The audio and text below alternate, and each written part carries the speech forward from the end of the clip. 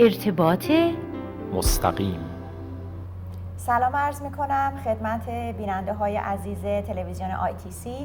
دکتر مینو شیرازی هستم، متخصص تغذیه و با یک برنامه دیگه از مجموعه برنامه‌های You Are What You Eat که به شکل زنده تقدیم حضورتون میشه در خدمتتون هستم.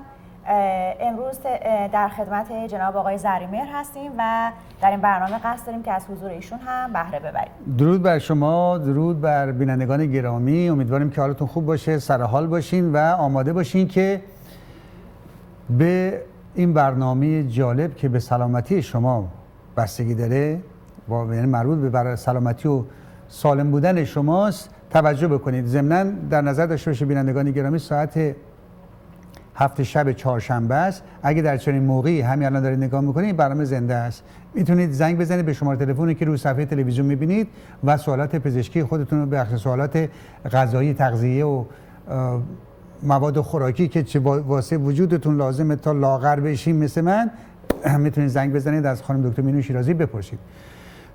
خانم دکتر الان ببخشید مسابقات فوتبال، خب این همه ورزشکارا اینا که میدونن انرژی و کالری و این حرفا تو کاره، اینا هم رژیمشون با رژیم غذاییشون با رژیم غذایی من و شما و بقیه یکیه یا اینکه فرق داره؟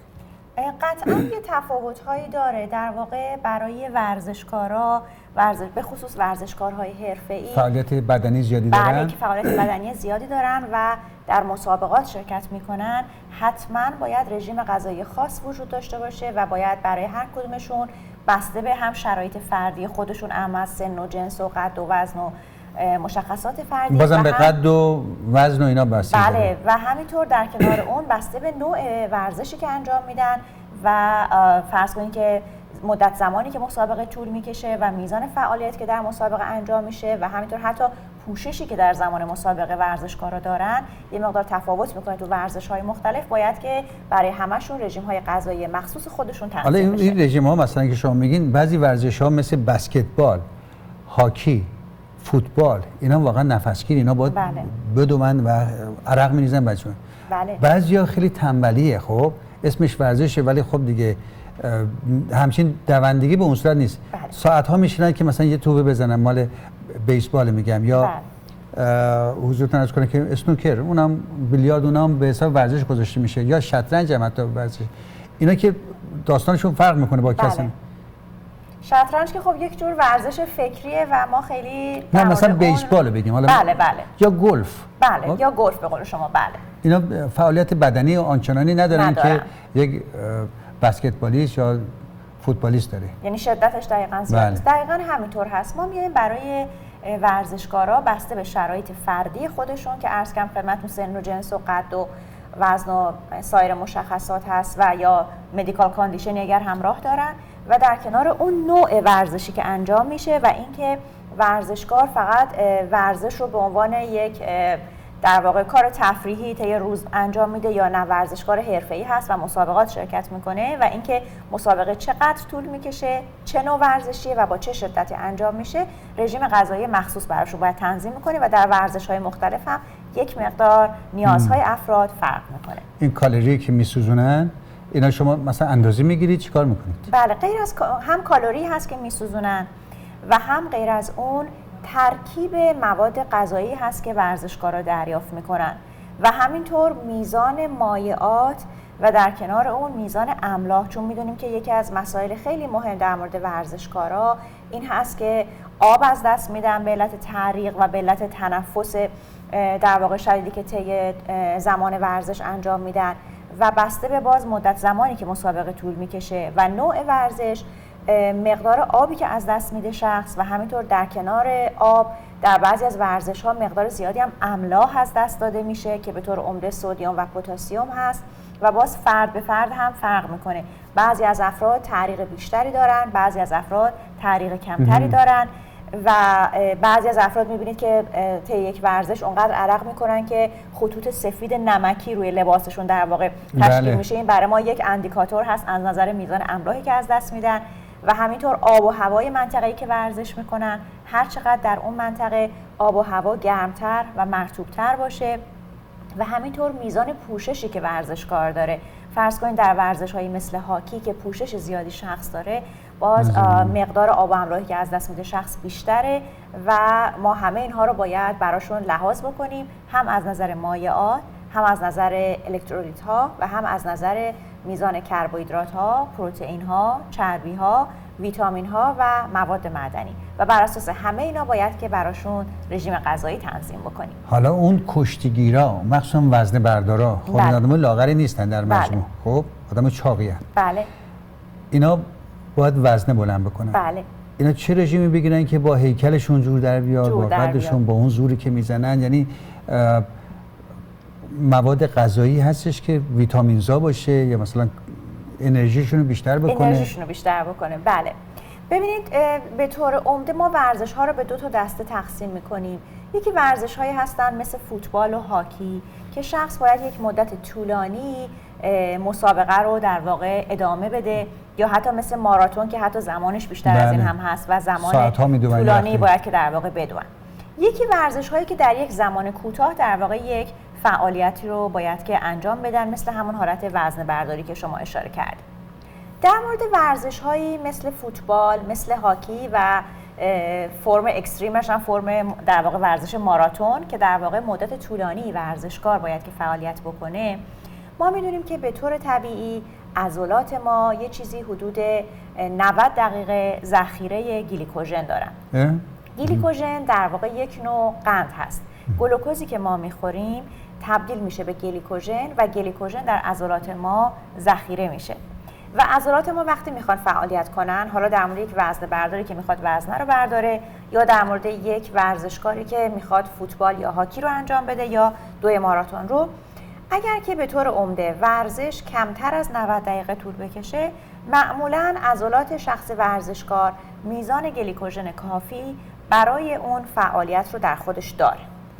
اما اگر ورزش هایی باشن که از 90 دقیقه بیشتر طول بکشن، معمولاً عضلات ما بکشه به وقت اضافه، بله بیشتر از 90 دقیقه که میشه، معمولاً عضلات ما میزان گلیکوژن کافی رو در خودش نداره و احتیاج هست که ما قبل از اون در واقع 3-4 روز قبل از اون بیایم و مقدار کافی مواد کربوهیدرات به ورزشکار برسونیم و کاری انجام میشه که بهش میگن کربوهیدرات لودینگ، که 3-4 روز قبل از ورزش میایم رژیم های پر از کربوهیدرات براشون تنظیم میکنیم که اینها مقدار زیادی کربوهیدرات دریافت کنن و این رو در عضلاتشون به شکل گلیکوژن ذخیره بکنن که بتونن در واقع عضلات مقدار گلیکوژن کافی برای این پرفورمنس طولانی رو داشته باشن.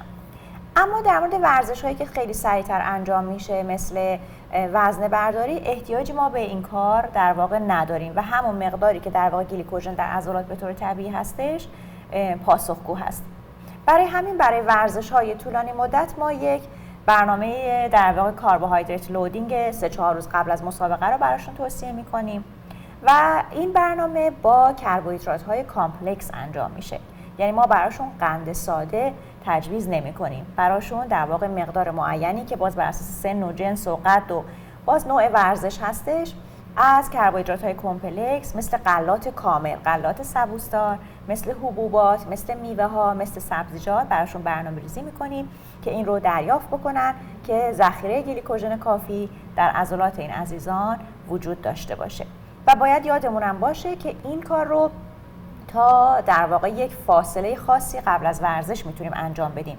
بلا فاصله قبل از جلسه مسابقه ما نمیتونیم همچین کاری انجام بدیم، چون باعث میشه که نتیجه معکوس داشته باشه، مقدار زیادی در غذا در معده شخص جمع میشه، مشکلات دستگاه گوارش شخص پیدا میکنه و این کار اگر بلا فاصله قبل از مسابقه باشه نه تنها به ورزشکار کمک کننده نیست، بلکه نتیجه معکوس هم براش داره. برای همین زمان خاصی قبل از مسابقه این کار رو براشون انجام میدیم.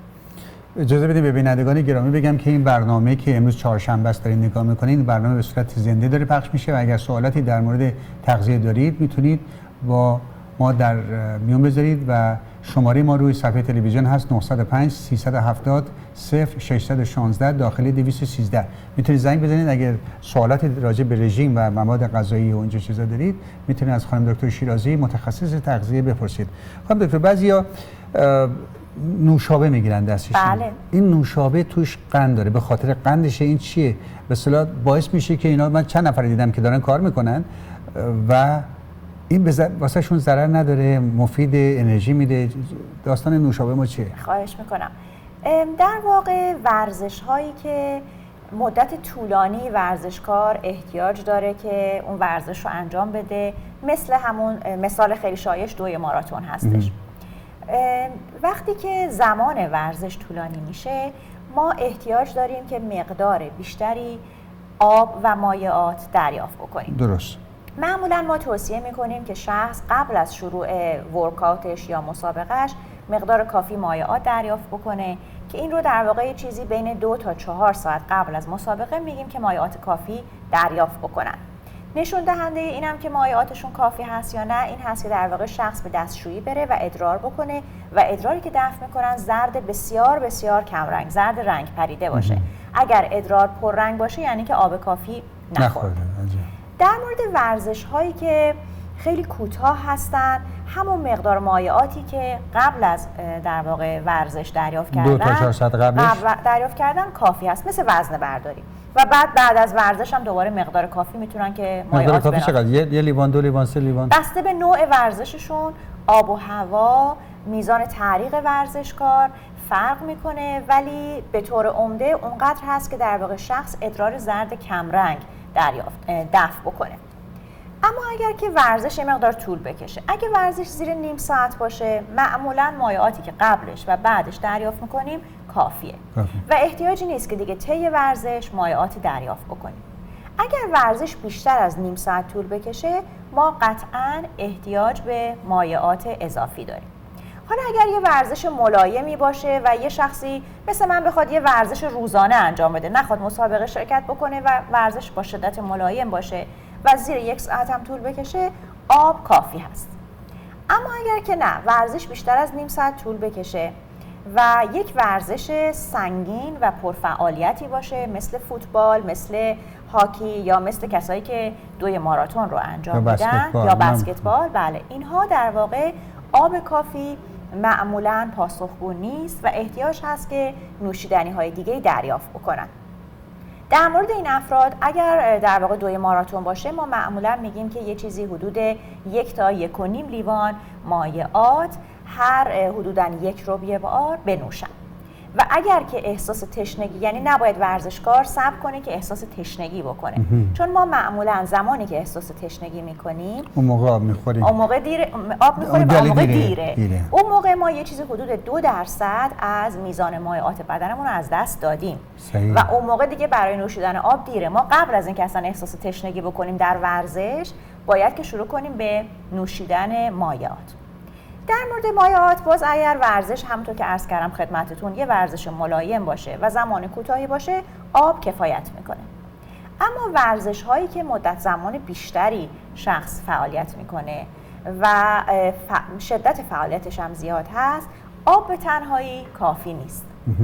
ما احتیاج داریم که شخص نوشیدنی هایی رو دریافت کنه که علاوه بر آب یک مقدار سدیم و یک مقدار هم پتاسیم داشته باشه، چون ما تعریق که میکنیم در واقع در کنار آب مقدار زیادی سدیم و پتاسیم از دست میدیم و در کنار اون یک مقدار هم دلمون میخواد که کربوهیدرات داشته باشه. آخرین تو نوشابه ها هست. من حالا خدمتتون عرض میکنم که بعضی نوشابه ها فایده دارن، بعضیا خوب نیستن و اثر معکوس دارن.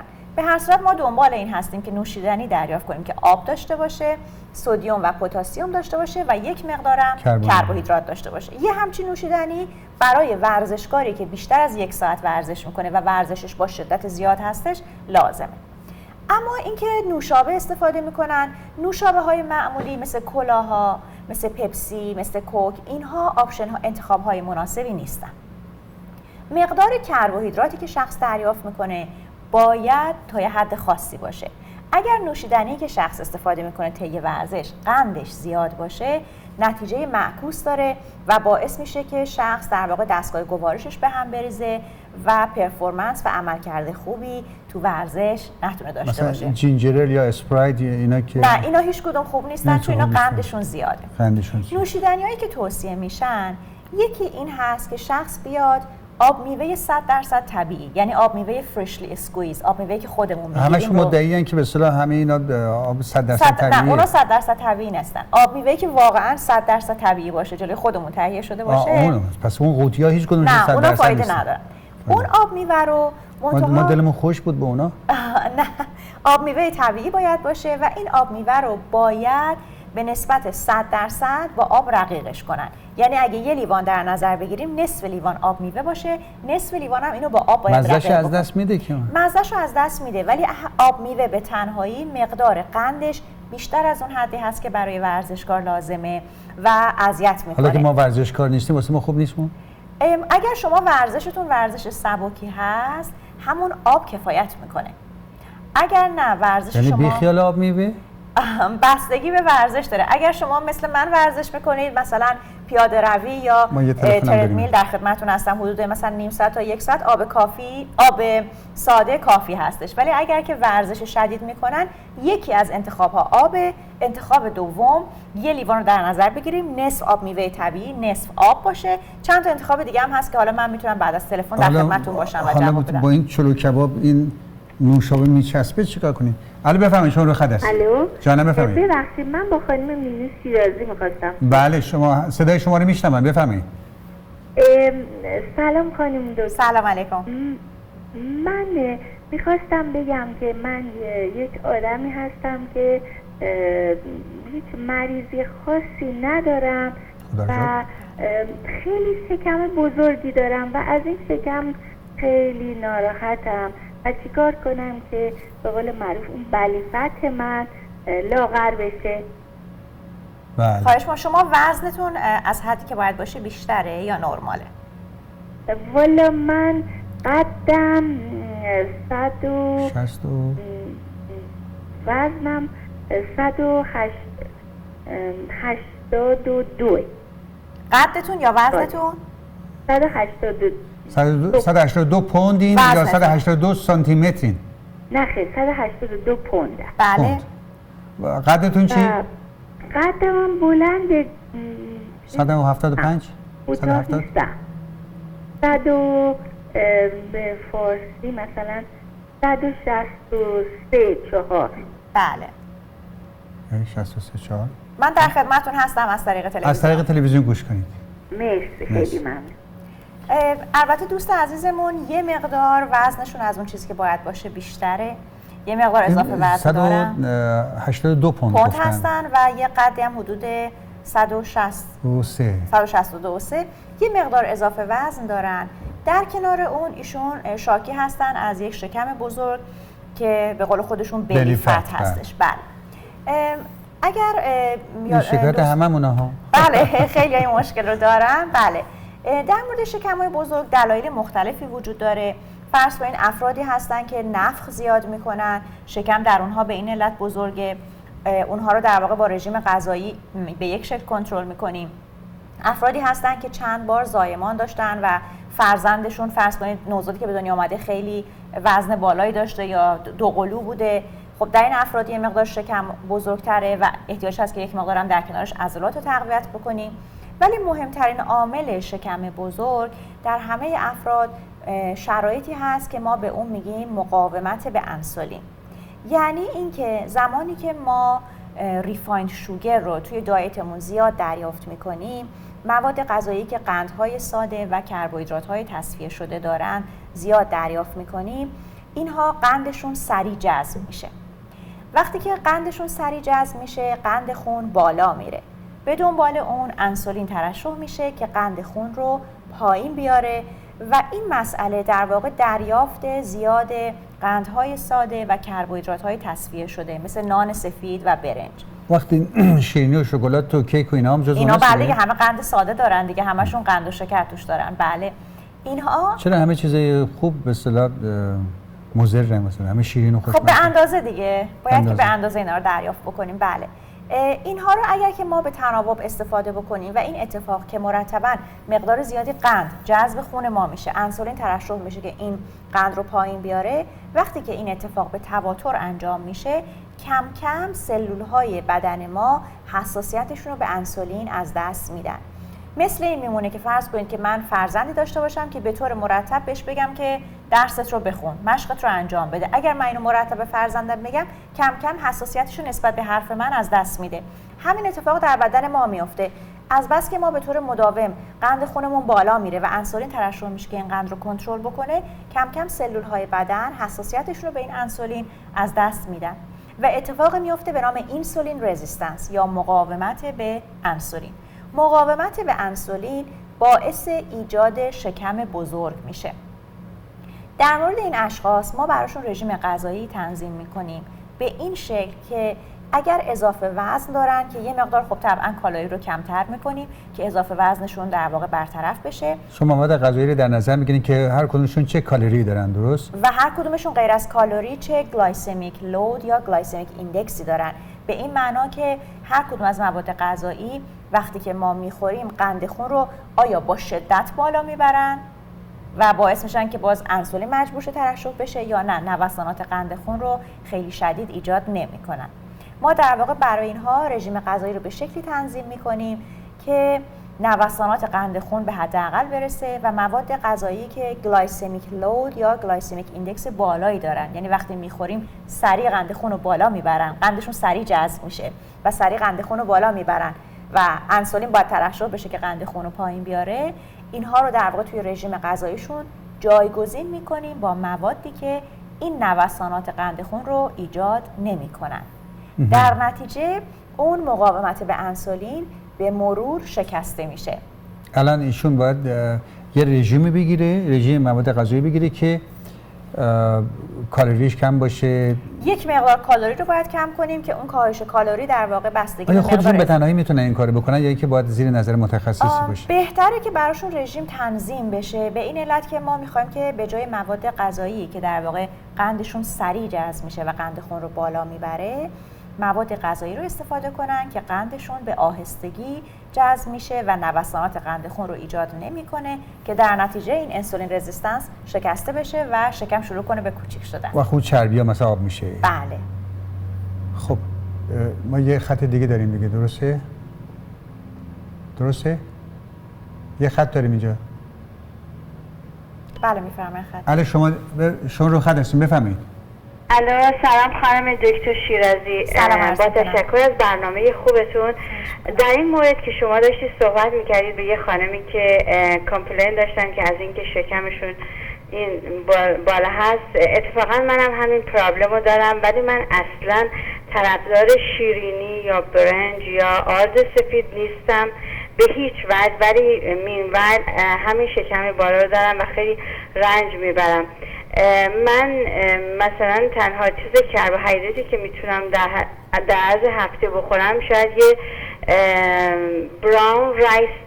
براون رایس کیک هست که با کربوهیدرات فور همچین چیزیه، یا و در عرض هفته من اصلا گوشت قرمز استفاده میکنم یا فیش یا چیکن برست، ولی انگار نه انگار همین پرابلم دارم و اتفاقا با یه دکتر صحبت کردم و گفتن که تو میتونی از چارکول تبلت استفاده کنی، ولی که اونم به مدت یه هفته استفاده کردم هیچ فایده ای نداشت و اصلا از پروڈکت دیری به هیچ عنوان استفاده نمی کنم، فقط آلمند میلک استفاده می کنم sometimes. ولی میخواستم بگم که منم که اصلا دیگه به هیچ راهی به هیچ چیزی امیدوار نیستم و نمیدونم چیکار کنم، در ضمن اینکه من 2 یا 3 بارم میرم یعنی شنات و قسمت اکسرسایز هم میکنم، ولی هیچ نتیجه تا حالا ندیدم. نمیدونم کجای کارش کار داره. شما میوه میل میکنین؟ من مثلا الان که فصل چریه یه کاسه کوچیک مثلا چری استفاده میکنم، بعضی وقتا مثلا یه اسمودی با توت فرنگی، استرابری اند بلوبری، بعد یه ذرم اگه شد مثلا یا عسل یا یه ذره مثلا حرف بنانا میندازم توش استفاده میکنم. بله باشه، من در خدمتتون هستم. از برنامه خوبه. می‌خواستم ببینم من چی کار میتونم بکنم برای این مسئله. منم خودم شکمم همینجوریه و مثلا من سعی میکنم حتی وجتبلی هم که استفاده میکنم یکم خوب استیم کنم که شاید خیلی شکمم مثلا چیز نشه، ولی من تا حالا هیچ نتیجه نتونستم بگیرم از هیچ کدوم. بعد وزنتون در حد نرمال هست؟ نه، به خاطر همین وزنم یک کمی بالاست. وزنتون یک کمی بالاتر از وقتی که سینگل بودم. بله. چون خب زایمان داشتم بالاتر شده. من از خیلی سخت میاد جدا میگم با هر مثلا من اصلا طرفدار پوتیتو یا چیپس یا سودا یا واقعا شیرینی بستنی، اصلا من شیرینی دوست ندارم به هیچ عنوان. فقط sometimes به اندازه یه بند انگشت یک دارک chocolate milk with almond sometimes، اینم مثلا در روز به اندازه یه بند انگشت، یعنی اگه یه بار بخرم چند تا قسمت میکنم میخورم، فقط همین. بله، از تلویزیون میخواین گوش کنید؟ Thank you so much for everything. bye bye. Okay, bye bye. در مورد دوست عزیزمون ببینین مقاومت به انسولین در افرادی که چاق هم هستن به وجود میاد. چاقی خودش یکی از عوامل مقاومت به انسولین هست. استعداد چاقیشون بیشتر از بقیه است. خب بعضیا متابولیسم بدنشون یک مقدار پایین‌تره یا فعالیتشون شاید کمتره یا تغییرات هورمونی دارن، بالانس هورموناشون به سمتی هست که شاید بیشتر در واقع چربی تو بدن انباشته میکنن. چاقی خودش یکی از عوامل مقاومت به انسولین هست. بنابراین ما در افرادی که چاق هستن توقع داریم که مقاومت به انسولین رو ببینیم و افرادی که در واقع چاق میشن یک مقدارم حالت ژنتیک داره که به شکل در واقع بزرگی شکم، در واقع شکم در اونها بزرگ بشه یا اینکه پایین تنه در اونها بزرگ بشه.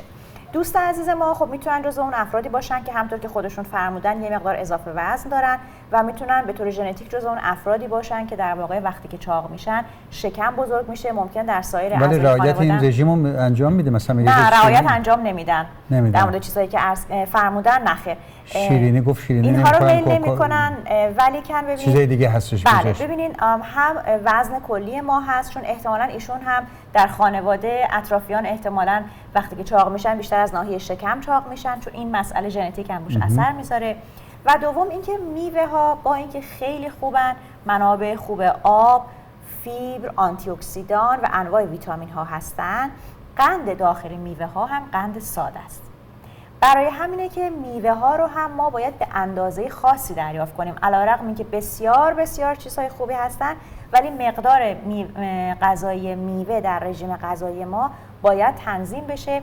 اگر تو اونها هم زیاده روی بکنیم میتونه که مقاومت به انسولین. چه میوه هایی مثلا میتونه بگی که اگه کمتر بخوریم، مثلا هندونه، خربزه، هلو، شلیل؟ بعضی از میوه ها گلایسمیک ایندکس یا گلایسمیک لود پایین‌تر دارن، اونها در اینجور موارد بهترن. بعضی از میوه ها گلایسمیک ایندکس یا به عبارتی گلایسمیک لود بالاتری دارن و اونا رو ما خیلی طرفدارش نیستیم. مثل انگور، مثل موز که مثلا دوست عزیزمون فرمودن جزء اونهایی هست که در واقع قندش سریع‌تر جذب میشه. و دوست عزیزمون داشتن میگفتن که در واقع توی اسموتیشون نصف موز رو میریزن، چون میدونن اسموتی مایعه و ما اون رو نمیجویم و وقتی توش موز هست قند موز سریع جذب میشه، کنارش یه مقدار کمی عسل توش میریزن، اون هم کمک میکنه که قندش سریعتر جذب بشه. یه سری از میوه ها هم به این شکل در واقع مقدارشون باید لحاظ بشه. بسیار بسیار مواد غذایی خوبی هستن و ما هیچ مخالفتی با میوه نداریم و خیلی هم طرفدارش هستیم، ولی مقدارشون و نوعشون برای هر فردی باید که تنظیم بشه. بله. امید جان ما وقت داریم یا نداریم؟ یه خط هم داریم آقای. یه خط هم داریم که شما باید پشت چیز جواب بدید بعد از برنامه جواب لطفاً بینندگان گرامی گوشی دستتون باشه و چند لحظه دیگه خانم دکتر شیرازی به شما جواب میده. بینندگان گرامی، این اطلاعاتی که روی صفحه تلویزیون هست اینا رو یادداشت بکنید. اگر سوالی چیزی داشتید در این زمینه میتونید با خود خانم دکتر مینو شیرازی متخصص تغذیه تماس بگیرید یا اینکه با استودیو تماس بگیرید در هفته آینده. به هر حال ایشون از طریق راه دور هم میتونن اون رژیم غذایی شما رو تنظیم بکنن و شما به سلامتی عادیتون برگردین. وزن، رژیم، اینا چیزای مهمی است که کار هر کسی نیست، فقط یه متخصص میتونه از عهده مشکلاتی مثل این بر بیاد. از شما سپاسگزاریم. خواهش میکنم. حالا به این دوست گرامی رو شما جواب بدید. من سوال دیگه هم داشتم راجع به رژیم که حالا هفته دیگه انشالله دوستان دیگه نگاه میکنن و اگه سوالی دارن از شما میپرسن. هفته دیگه فکر کنم برنامه همون ساعت 7:30 شروع خواهد شد. به شکل زنده هست، چهارشنبه 7:30. نمیدونم از این برنامه کوپا آمریکا برنامه ما رو به هم ریختیم. برنامه جدول منم اجرا نمیشه به خاطر این چیز، همه چیز فداکاری داریم میکنیم دیگه و از شما ممنونیم که بعضی از این چیزا رو هم